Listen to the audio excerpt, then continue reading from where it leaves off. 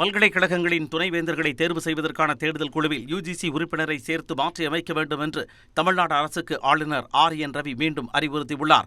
சிதம்பரம் அண்ணாமலை பல்கலைக்கழக துணைவேந்தரை தேர்வு செய்வதற்காக தமிழ்நாடு அரசு அமைத்துள்ள தேடுதல் குழுவில் யுஜிசி பிரதிநிதி இல்லாததால் அந்த குழுவை கலைத்து புதிய குழுவை அறிவிக்க வேண்டும் என தமிழ்நாடு அரசுக்கு ஆளுநர் ரவி அறிவுறுத்தியிருந்தார். ஆனால் மாநில அரசின் சட்டங்களுக்கு உட்பட்டுதான் தேடுதல் குழு அமைக்கப்பட்டுள்ளதாக உயர்கல்வித்துறை அமைச்சர் கோவி செழியன் விளக்கமளித்திருந்தார். இந்நிலையில் பல்கலைக்கழக துணைவேந்தர்களை தேர்வு செய்ய யுஜிசி உறுப்பினரையும் சேர்த்து தேடுதல் குழுவை அமைத்திட வேண்டும் என்று ஆளுநர் ரவி மீண்டும் அறிவுறுத்தியுள்ளார்.